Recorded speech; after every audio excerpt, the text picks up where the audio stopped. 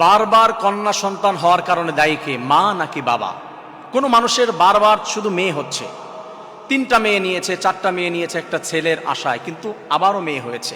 কারণ বারবার শুধু ছেলে হচ্ছে, উনি চাচ্ছেন যে আমার একটা মেয়ে হবে, বারবার শুধু ছেলেই হচ্ছে। এইটাকে কেন্দ্র করে আমার দেশের ভিতরে অনেক সময় দেখা যায় স্ত্রীকে ডিভোর্স পর্যন্ত দিয়ে যায় যে তোমার শুধু মেয়ে হয় কেন। হ্যাঁ, 100% আছে। অনেকে স্ত্রীকে ডিভোর্স দিয়ে দিচ্ছে যে তোমার শুধু বারবার ছেলে হয় কেন, আমার একটা মেয়ের প্রয়োজন। প্রিয় ভাইয়েরা, প্রিয় বোনেরা, ভালো মতো শুনুন, কন্যা সন্তান হওয়ার পিছনে কোনো মেয়ের দায়বদ্ধতা আছে কিনা, তার কোনো ক্ষমতা আছে কিনা, এটা বোঝার চেষ্টা করতে হবে। আপনি অনেক সময় দেখা যায় ফ্রেন্ডকে যে বন্ধু তোমার সন্তান আসছে নবজাতক, তুমি কি খাওয়াবে? বিরিয়ানি খাওয়াবো, আমি বিশাল পার্টি দিব তোমাদেরকে। হঠাৎ করে ফোন দেওয়া হলো, বন্ধু কিরে তোর কি সন্তান হয়েছে? আরে বাদ দে, কেন? একটা মেয়ে হয়েছে, আমি চাচ্ছিলাম যে একটা ছেলে হবে। নাউজুবিল্লাহি মিন যালিক। সেই মূর্খের জামানার মতো, জাহিলি যুগের মতো আচরণ আপনি করবেন না। স্ত্রীর প্রতি জুলুম নির্যাতন করবেন, বারবার মেয়ে সন্তান হয় কেন? যদি আমি সায়েন্স থেকে বোঝাবো আপনাদেরকে, কোরআন থেকে আমি বোঝাবো। সায়েন্স কি বলেছে? আপনারা তো সায়েন্সের প্রতি অনেকটা দুর্বলতা অনেক সময়। সায়েন্স বলেছে, যারা মেডিকেল সায়েন্স নিয়ে পড়াশোনা করেছেন, আমি বায়োলজিতে পড়েছি, একটা মেয়ের সেক্সের মধ্যে কি থাকে, তার সিমেনের ভিতরে কি থাকে, তার ক্ষমতা কি, তার নাম হচ্ছে 2টা, এক্স এক্স। মেয়ের যে ডিম্বাণু তার মধ্যে থাকে এক্স এক্স, বোঝার চেষ্টা করতে হবে, 2টা এক্স। আর ছেলের কি থাকে? X Y, X Y. একটা মেয়ে তো শুধু এক্স, তার কোনো ওয়াই নাই, সে ছেলে এবং মেয়ে দুটাই দেওয়ার ক্ষমতা রাখে। এখন পুরুষটার ভিতরে আছে কি? X Y.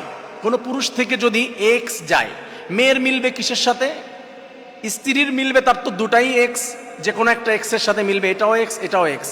আপনার থেকে গিয়েছে, আপনি পুরুষ, আপনি ভাই শুনুন, আপনার থেকে গিয়েছে এক্স, মেয়ের তো 2টাই এক্স, এক্স এক্সের সাথে মিলে কি হয়েছে? মেয়ে হয়েছে। আপনার থেকে গেল এক্স, মেয়ের তো 2টাই এক্স, আপনার থেকে যদি ওয়াই যায়, আপনার থেকে ওয়াই গিয়ে মেয়ের একটা এক্সের সাথে মিলল, হয়ে গেল ছেলে। বিজ্ঞান বলেছে এটা। তা মেয়ের তো 2টাই এক্স, তার তো এক্স ওয়াইয়ের কোনো ক্ষমতা নাই। তা আপনার থেকে যদি আপনি দায়ী করেন যে বারবার কন্যা সন্তান হয় কেন, তাহলে আপনাকে দায়ী করতে হবে। আপনি কেন বারবার আপনার সিমেনের মাধ্যমে তার ভিতরে যেই শুক্রাণুটি দিচ্ছেন, আপনি কেন বারবার এক্স দিচ্ছেন? আপনি ওয়াই দেন না কেন? আপনার ওয়াই দিতে হবে। আপনি যদি ওয়াই দেন, তাহলে তাকে আপনি যা দিবেন তারটা কমন। আপনি যদি এক্স দেন, মেয়ে হবে, আপনি যদি ওয়াই দেন, ছেলে হবে। আমি মনে হয় বিষয়টা আপনাদেরকে বোঝাতে পেরেছি। আপনার থেকে যেটা যাবে সেটাই হবে। তার মানে মেডিকেল সায়েন্স বলেছে, যদি কোনো মানুষকে দায়ী করা হয় যে বারবার কেন কন্যা সন্তান জন্ম দিচ্ছে, বারবার কেন ছেলে সন্তান জন্ম দিচ্ছে, দায়ী করলে পুরুষকে করা যেতে পারে।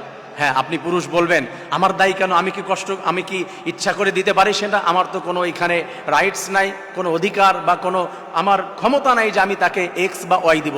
যদি আপনার ক্ষমতা না থাকে, তাহলে মেয়েটার কিভাবে ক্ষমতা থাকলো? মেয়েটা কিভাবে বারবার মেয়ের সন্তান জন্ম দিচ্ছে? তার তো কোনো ক্ষমতাই নাই, তা আপনি তাকে দায়ী করছেন কেন? ফিরে আসুন এখান থেকে, বিজ্ঞান বলেছে এটা। আসুন কোরআনের ভিতর আল্লাহ তাআলা কি বলছেন। লিল্লাহি মুলকুস সামাওয়াতি ওয়াল আরদি ইয়াখলুকু মা ইয়াশা।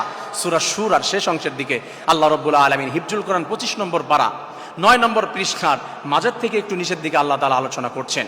7 নম্বর পৃষ্ঠা আল্লাহ তাআলা বলছেন, লিল্লাহি মুলকুস সামাওয়াতি ওয়াল আরদি, আসমান জমিনের সবকিছুর মালিক শুধুমাত্র আল্লাহ তাআলা, তার জন্যই সবকিছু। ইয়াখলুকু মা ইয়াশা, সে যা ইচ্ছা তাই সৃষ্টি করেন। ইয়াহাবুলি মাইয়াশা ও ইনাসা ওয়া ইয়াহাবুলি মাইয়াশা উয-যুকুর। আল্লাহ তাআলা যদি চায় কন্যা সন্তান জন্মগ্রহণ করান কারো মাধ্যমে, আল্লাহ যদি চান কাউকে দান করেন ছেলে সন্তান, ইয়াহাবুলি মাইয়াশা ও ইনাসা ওয়া ইয়াহাবুলি মাইয়াশা উয-যুকুর আও ইউযাউযুহুম যুকরানা ওয়া ইনাসা ওয়া ইয়াজআলু মাইয়াশা ওয়া আকিমা ইন্নাহু আলিমুন কদির। কাউকে চাইলে ছেলে দেয়, কাউকে চাইলে মেয়ে দেয়, কাউকে চাইলে ছেলে মেয়ে 2টাই দেয়, কাউকে চাইলে হিজলা দেয়, কাউকে চাইলে কিছুই দেয় না। এটা আল্লাহ তাআলার ক্ষমতা, কোনো মেয়ের ক্ষমতা নাই, কোনো ছেলের ক্ষমতা নাই। আমি মনে হয় বোঝাতে পেরেছি আপনাদেরকে বিষয়টি, যে কন্যা সন্তান বারবার হওয়া বা বারবার ছেলে সন্তান হওয়া, এটার পিছনে কোনো মেয়ে বা কোনো ছেলের কারো হাত নাই। এটাকে কেন্দ্র করে স্ত্রীদের প্রতি প্রেশার ক্রিয়েট করবেন না, তাদেরকে গালি দিবেন না, তাদেরকে শ্বশুরবাড়ি পাঠিয়ে দিবেন না, ডিভোর্স দিবেন না, নির্যাতন করবেন না। আশা করি বিষয়টি বুঝতে পেরেছেন। তাহলে জালিমের খাতায় নাম চলে যাবে, নির্বোধের খাতায় নাম চলে যাবে। আসুন আল্লাহ রাব্বুল আলামিন আমাদের এই কঠিন বিষয়টি সমাজে প্রচলিত রয়েছে, এটা সঠিকভাবে বিজ্ঞান এবং কোরআন থেকে বুঝে সঠিকভাবে আমল করার তৌফিক দান করুন। আমিন। আসসালামু আলাইকুম ওয়া রাহমাতুল্লাহ।